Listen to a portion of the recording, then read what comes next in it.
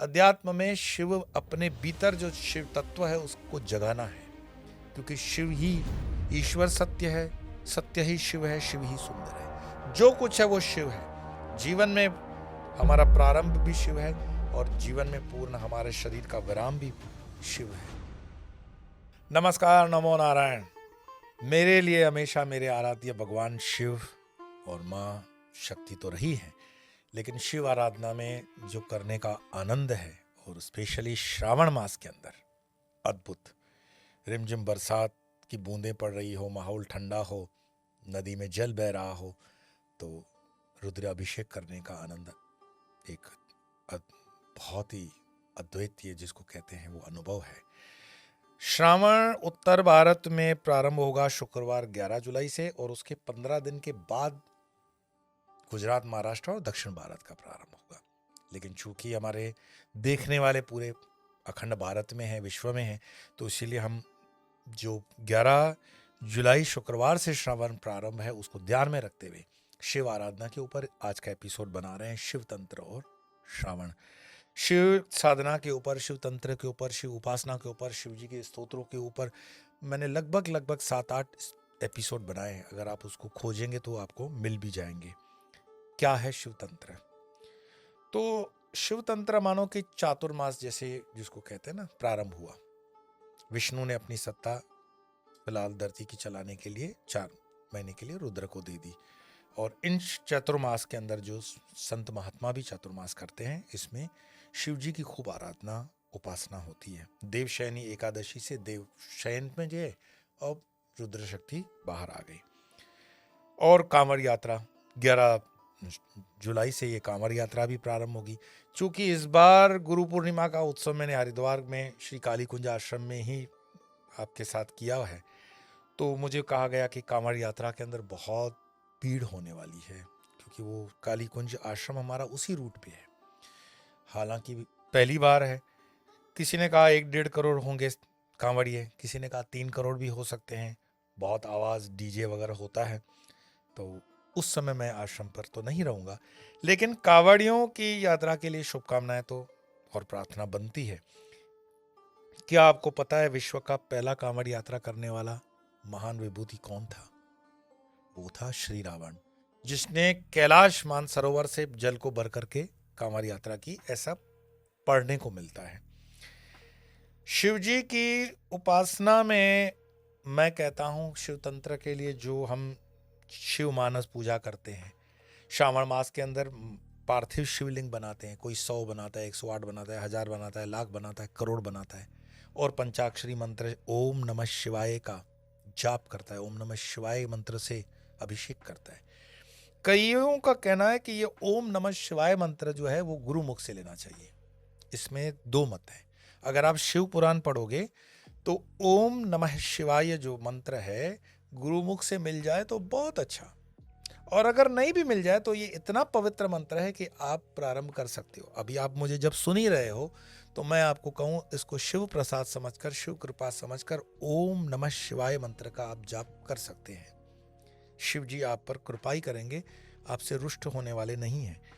और शिव महिमा स्तोत्र की तो मैं स्पेशल एपिसोड बना भी चुका हूँ, जिसकी 2-3 लाइन जो मुझे बहुत प्रभावित करती हैं कि असित गिरि समम स्यात् कज्जलम सिंधु पात्रे सुरतरुवर शाखा लेखनी पत्रमूरि लिखति यदि गृहीत्वा शारदा सर्वकालम तदपि तव गुणानाम ईश पारम न याति। अर्थात भगवान शिव की महिमा का गान करने के लिए स्याही का समुंदर हो और कजल जैसे काले पहाड़ को हम कलम बनाएं, और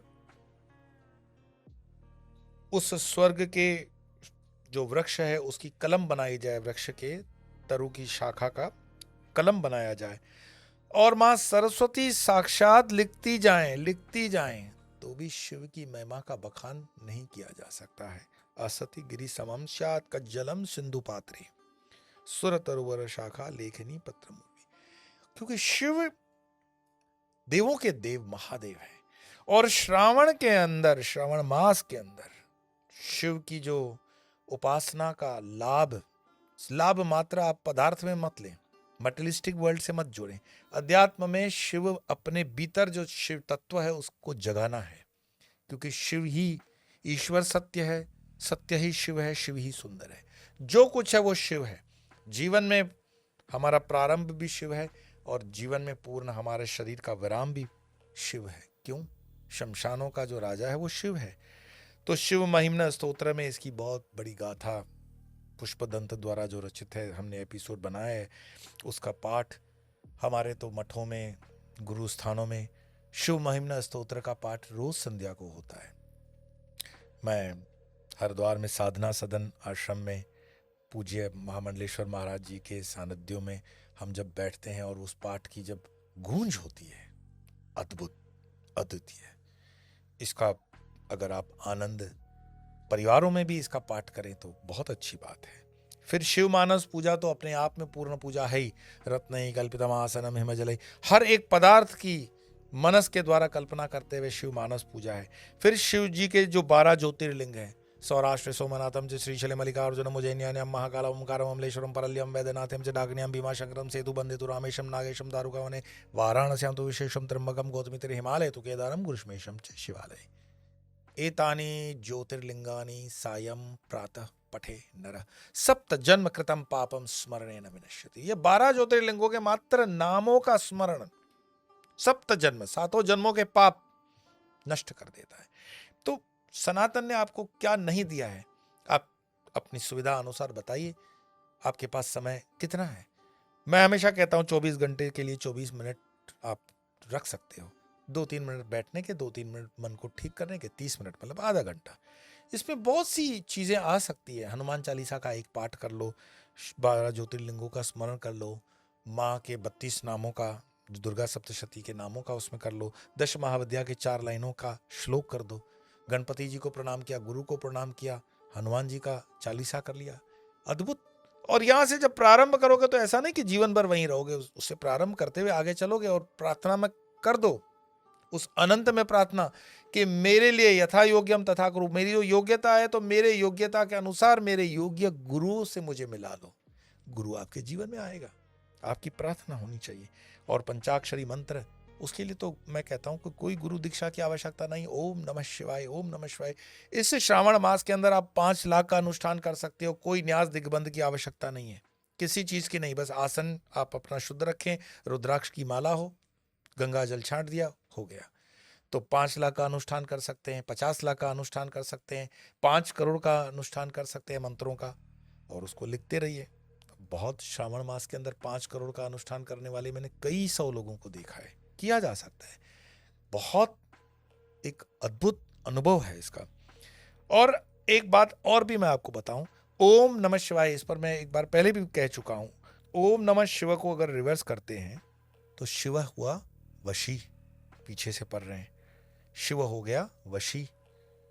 मौन, नमो, नमो को उल्टा पढ़ेंगे तो मौन, और ओम को उल्टा पढ़ेंगे तो मोह। यानी जो वश में कर दे हमारे मोह को और मन को, यही तो जीवन की साधना का फल है। अगर आप अपने मन को वश में कर सकते हैं, आपको कहने का अर्थात हम सब, तो मन ही देवता, मन ही ईश्वर, मन से बड़ा न कोई। और मन के हारे सब हारे, मन के जीते जीत। ये मन ही हमें परमात्मा के उस अंतिम सोपान तक ले जाता है और ये मन ही हमें गिरा देता है। तो उस मन को अगर वश में करना है तो शिव की शरण में आना ही पड़ेगा। फिर श्रावण में कई लोग शिव पुराण का पाठ करते हैं, उसको जिस रीत से भी वो करना चाहें। हमारी भावना शुद्ध हो, समर्पण शुद्ध हो। भगवान शिव, शिव का मतलब ही है, एक अर्थ है कल्याणकारी, कल्याणकारी, जो सबका कल्याण करता हो वो शिव है। शिव प्रत्येक स्वरूप में कल्याणकारी ही है। और शिव का रुद्री पाठ, शिव का सहस्त्र नाम, शिव का शतनाम, शिव त्रिशती भी है। आप कहोगे मैंने सब संस्कृत में बोल दिया। शिव का रुद्री पाठ तो अष्टध्यायी जो रुद्री होती है उसके विषय में। शिव सहस्त्र, सहस्त्र मीन्स हजार, शिव के हजार नामों का गूगल करोगे तो मिलता है। बाहर अच्छे पुस्तकों में गीता प्रेस गोरखपुर के माध्यम से भी पुस्तकें आपको मिलती है।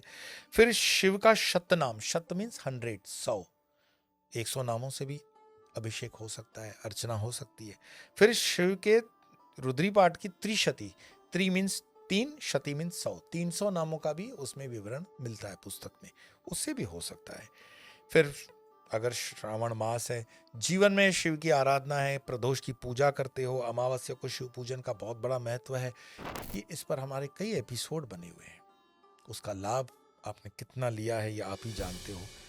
और मैं इस वर्ष शायद उतनी उपासना काली कुंज में रह करके, श्री काली कुंज हरिद्वार में रह करके न कर सकूं, लेकिन आने वाले समय के अंदर मेरा ऐसा हृदय में एक भाव है कि हरिद्वार में एक अतिरुद्री का आयोजन मैं कर सकूं आपके सहयोग और आपके माध्यम से। जैसे मैंने आपको बताया कि एक रुद्री में एकादश ब्राह्मण यानी 11 ब्राह्मण बैठते हैं, अष्टध्यायी रुद्री। अगर आप अकेले हैं, अष्टध्यायी रुद्री पढ़ करके पाठ कर रहे हैं, बहुत अच्छा। लेकिन अगर उसमें एकादशनी रुद्री का पाठ एक एक बार 11 ब्राह्मण करेंगे तो वो भी एक माना गया है। वही फिर एक रुद्री जो है वो आगे चलकर लघु रुद्री बनती है, कि वही एकादश ब्राह्मण यानी 11 ब्राह्मण 11 बार पाठों को दोहराते हैं, तो वो होती है लघु रुद्री। और लघु रुद्री के आगे फिर होता है महारुद्री। महारुद्री में लघु रुद्री का 11 × 11 121 बार पाठ होता है। ये बढ़ता जाएगा, मल्टीपल है। फिर उसी महारुद्री से हम पढ़ते हैं अतिरुद्री के अंदर। वो भी अतिरुद्री का मतलब है महारुद्री की 11 बार साइकिल करना। 11 करने से टोटल पाठ की संख्या होती है 1331। चूंकि उसमें ब्राह्मणों की संख्या बढ़ जाती है, पदार्थ की संख्या, आयोजन, व्यवस्था, पंडाल वगैरह वगैरह, इसीलिए अतिरुद्री एक महंगा मतलब आयोजन है। लेकिन भगवान के आयोजन में अगर हमारा देह सात्विक है तो वो हो जाता है। तो जैसे मैंने कहा कि मेरी इच्छा है, भगवान ने कृपा की, तो हरिद्वार के अंदर अतिरुद्री श्री काली कुंज आश्रम के माध्यम से हो और उसमें आप लोग भी सम्मिलित हों, ये प्रार्थना है प्रभु से। भगवान शिव से समीप अपनी नजदीकी आप कैसे महसूस करते हो? तो रुद्राक्ष, रुद्र अक्ष मीन्स रुद्र की आंख, वो है रुद्राक्ष। तो उसमें एक मुखी से लेकर के 12-15 मुखी तक भी आता है।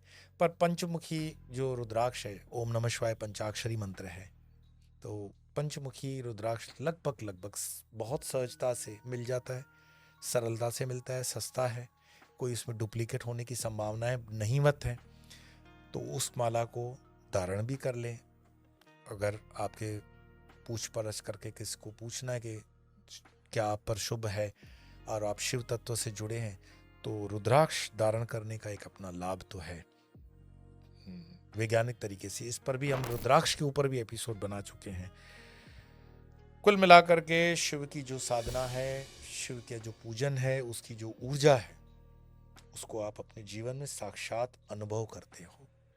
और शिव इतने सरल हैं, इतने सरल हैं। अगर शिव पुराण की वो आप कहानी पढ़ते हो जहाँ पर बील ने अपने मुंह में जूठा मतलब जल भर करके अभिषेक किया और मांस का टुकड़ा भोग में लगाया, शिव पुराण की ये कहानी शिवरात्रि की है, और बोला बाला हमारा बोला उस बील को कृपा करके दर्शन देता है।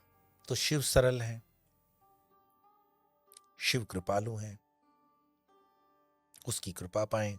तो इस श्रावण मास के अंदर चाहे उत्तर भारत में हो चाहे दक्षिण भारत में, शिव की आराधना करें, शिव की कृपा पाएं।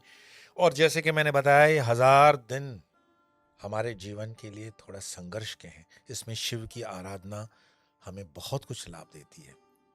पूरे परिवार के साथ अपने बच्चों को भी इस पूजा में सम्मिलित करें और शिव आराधना का अनुभव करें जीवन में। इन्हीं शुभकामनाओं के साथ आज इतना ही, फिर मिलेंगे, तब तक के लिए नमो नारायण।